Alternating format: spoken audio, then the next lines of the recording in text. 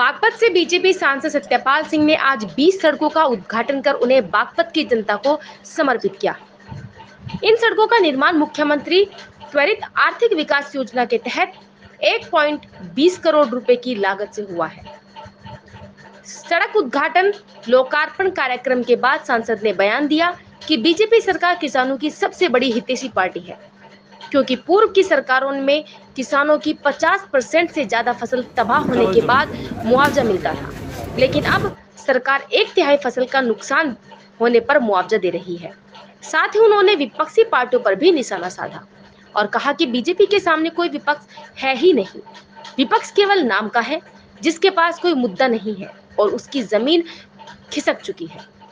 उन्होंने कहा कि यहाँ हर जगह कमल का फूल खिल रहा है। ब्यूरो रिपोर्ट, लाइव जनादेश बागपत। बागपत पहुंचो, क्या प्रोग्राम है आज बागपत के अंदर, हमारे बागपत जिले के अंदर विभिन्न क्षेत्रों के अंदर त्वरित आर्थिक विकास योजना जो इस प्रदेश के बहुत ही तपस्वी और कर्मठ हमारे माननीय मुख्यमंत्री आदरणीय योगी आदित्यनाथ जी, उनकी प्रेरणा से, उनके आशीर्वाद से बागपत में 20 सड़कों का आज यहाँ पर उद्घाटन हुआ है, लोकार्पण हुआ है।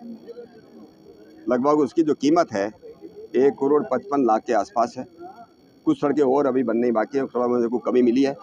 इसके लिए मैं हमारे जो एग्जीक्यूटिव इंजीनियर हबीबुल्ला जी, उनका भी मैं धन्यवाद करता हूँ कि कई सड़कें जो उनको लगा कि वो क्वालिटी के हिसाब से नहीं बनी है, उनको आज उसमें उन्होंने सम्मिलित नहीं किया है।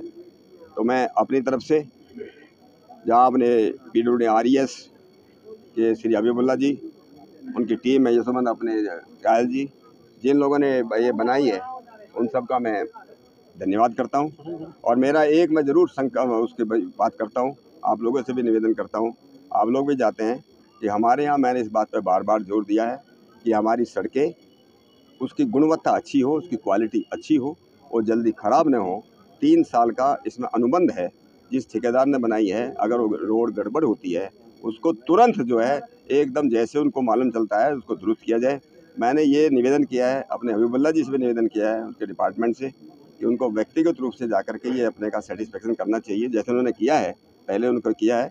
आगे भी उस बात का ध्यान रखेंगे कि सड़कें हमारी बने और हमारा कोई भी गाँव ऐसा न बचे जहाँ पर हमारी अच्छी सड़कें न हो। हमारे आदरणीय इस देश की यशस्वी प्रधानमंत्री मोदी जी का सपना है, गाँव गाँव को जोड़ा जाए, हमारे गाँवों का विकास हो और आगे आने वाले जो 25 वर्ष हैं, 25 वर्ष अमृत काल है, आदरणीय योगी जी ने जैसे कहा, उसमें हम सब लोगों को मिलकर के, जैसे उन्होंने कहा था, इसमें इस बार जो 15 अगस्त हुआ, 15 अगस्त को आप लोगों ने सुना होगा कि आदरणीय प्रधानमंत्री जी ने 5 प्रणों की बात की।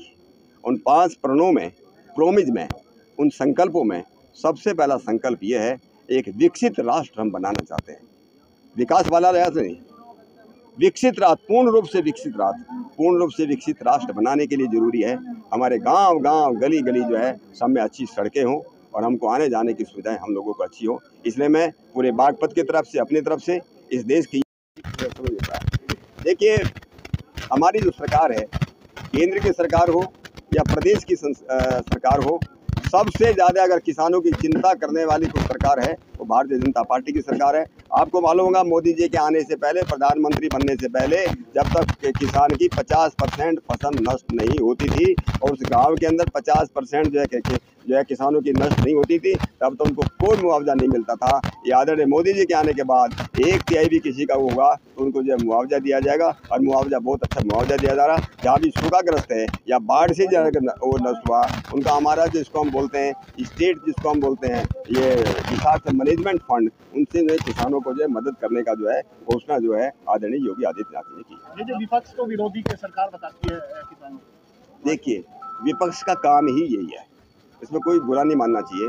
विपक्ष का काम है सरकार के ऊपर आरोप लगाना। उन बेचारों के पास कोई मुद्दा है नहीं, उनके पास कोई विषय है नहीं, उनकी पैरों के नीचे की ज़मीन पूरी तरह खत्म हो चुकी है, इसलिए उनको पद लेकर रखा है तो कुछ न कुछ तो बोलना ही है। इसलिए दूसरी, हमारे जो विपक्ष की पार्टी है, हमारे यहाँ कोई विपक्ष नहीं है, वो नाम के लिए विपक्ष रह गया है। अब केवल मात्र जो है कमल का फूल सब जगह खिल रहा है। गुलाम नबी आजाद में जिस तरह, चलिए, धन्यवाद।